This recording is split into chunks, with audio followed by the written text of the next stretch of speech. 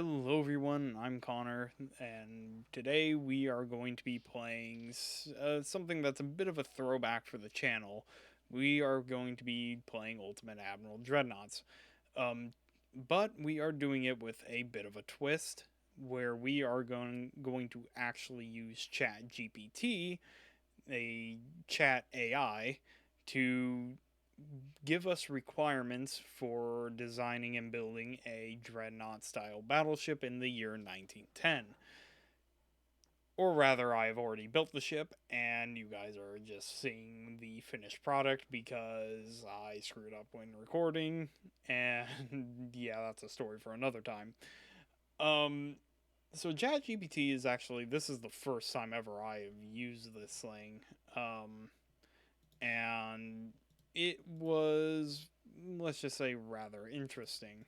So, ChatGPT being a chat AI, you pretty much just give it these prompts, and it will give you the a intelligent response. So I asked it if it was familiar with Ultimate Admiral Dreadnoughts. Now this is a game that has been around for a while, so ChatGPT does recognize it. It is also able to access information from the earliest 20th century ship records, or just documentation of the period. So it was familiar with naval history. Now I did go proceed to give it a prompt that was asking. I was pretty much asking the AI to roleplay as the head of the admiralty of a fictional nation in Europe during the early 20th century, and I pretty much asked it to give me requirements of to build a dreadnought type ship. So the scenario I gave it was I would like you to pretend to be the head of the admiralty of a fictional nation in Europe during the early 20th century, and I asked it to issue me a set of requirements for a new dreadnought type battleship. And I told it, I actually explained to it that we were a small island nation along the north coast of Europe between France and Germany, so more or less off the coast of like Belgium. And the year was 1910. Tensions in Europe were rising. World War One is on the horizon. And I also explained to it that we had no colonial possessions nor any interests in other nations apart from the trade routes through the English Channel. So I asked it to give me requirements for things such as maximum tonnage, armor, armament, and speed, and along with asking it to give me any other requirements it deemed necessary. Now, I also explained to it that budget was not a factor due to our rich coal and oil resources. However, the ships must be ready before World War One starts. Now, the response it actually gave me is what was really interesting. As head of the admiralty of this fictional nation in Europe during the early 20th century, I would like to issue the following set of requirements for a new dreadnought battleship. Somebody's laughing out in the living room.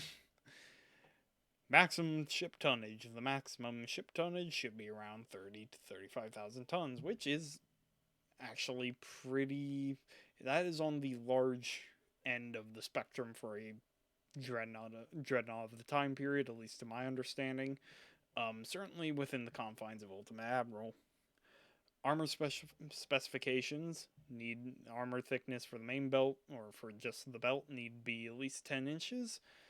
Deck armor need to be at least 3 inches, and turret armor need to be at least 12 inches. And that really only goes for the main armament, because Ultimate Admiral Dreadnoughts limits the amount of armor you can have on the secondary turrets.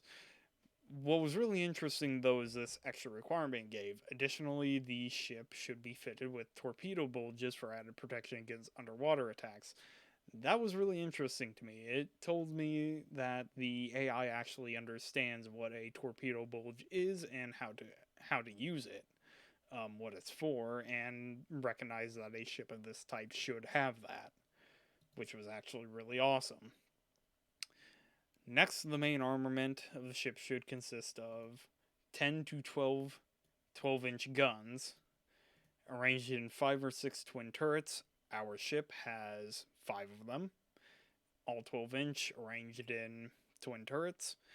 And these guns should be capable of firing high explosive shells with a range of at least 15 yards. Now, that doesn't actually say that we can't have AP shells, but it specified that it definitely wanted high explosive. So we have a main armament that's mainly focused on HE, but does have some AP shells on the off chance that it needed it, which when I went to test the ship, it definitely didn't. And we will see that, the reason behind that in a bit. Secondary armament. The secondary armament of the ship should consist of 16 to 26-inch guns arranged in casemates or turrets.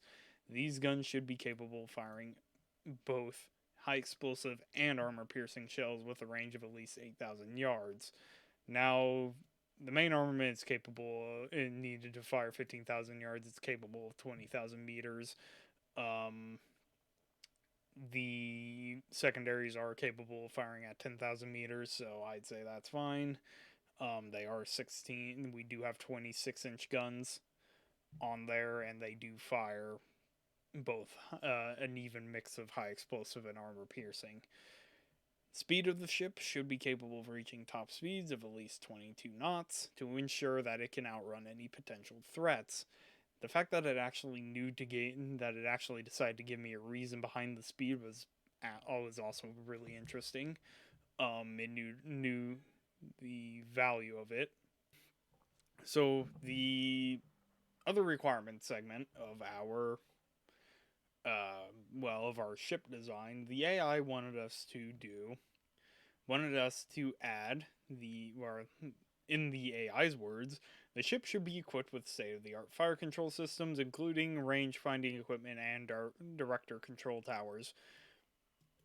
What that translates to for us is I went and added the most advanced towers I could add, and I gave it the most advanced stereoscopic rangefinder I had available, along with actually giving it the best turret traverse and best gun reloading. However, it also added, additionally, it should be fitted with the latest communication technology, including wireless telegraph and semaphore signaling. Semaphore. I'm not actually entirely sure how that word's pronounced. So that's actually something that I found really interesting, because that's just a requirement that it came up with on its own. I didn't ask for that one. Which is why it's listed under other requirements. So I did add in the latest wireless radio I could, which was a wireless telegraph. And underneath that, these requirements have been carefully considered to ensure that the new dreadnaught battleship for our own nation is capable of defending our coast and protecting our merchant ships from potential threats from neighboring nations. The specifications are in line with the technologies available during this period and have taken into account the potential threat from both the French and German navies. With our rich coal and oil resources, we are confident that we can build and deploy these ships in time for any potential conflict, including the looming threat of World War I. I did proceed to ask the AI to give me a name for this new class of dreadnought, and it said, based on the requirements provided, I would suggest the name North Star. For this new class of dreadnought battleship, the name North Star signifies the nation's location as a small island nation along the north coast of Europe, and implies the idea of the ship being a guiding light for the nation's naval defense. So all in all, this resulted in me constructing and building this almost 35,000 ton German styled monstrosity of a battleship. I say it's a monstrosity in the sense that it is terrifying to go up against. Now, taking this ship out into the simulator, it actually performed way better than I expected. I thought it was going to be inaccurate. I thought it was going to have issues. But at the end of it, the ship actually performed really well. I actually took it out twice. The second time is the one that you are currently watching. The first time it performed actually even better. The second time, the only damage that we got was a slight penetration to our deck armor, which didn't do a whole lot to the ship. Now, keeping that in mind, at the end, I actually realized why the AI was so insistent on me just using pure HE for the main armament, and that came with the realization that, well, apparently the enemy ship just burnt down rather than sank, so, which, yeah, that was hilarious to me. The AI understood that we were more likely to burn the ship down rather than sink it. So, props to the AI. All in all, I actually really like the idea, and hopefully, if I do this again, I can actually have the design process shown like I had in the original footage. Because I like the original footage for this, I actually had recorded me designing the whole ship and talking about the requirements as I went along, and well, this is the end result. Um, but I thought that this was actually a really amazing idea. Matt Lown, he came out, he did this for Kerbal Space Program. There's that other YouTuber that no, let me see if I can pull up his name right now. All right, Etta 320. Yeah, that is the YouTuber that used the same AI to design tanks in Sprocket. So props to him. And with that, guys, I know this is probably a shorter video. This is definitely something that I want to do again, though, in more detail. Possibly along the same lines. Maybe we design a whole fleet around this island nation. Um, and, I think it would be a great thing to do while my PC is out of action. So if you all enjoyed, please hit that like button and leave us a comment. Let us know if this is a series you want to keep seeing, and also let us know if you think we're doing good. I mean, it's always nice to hear.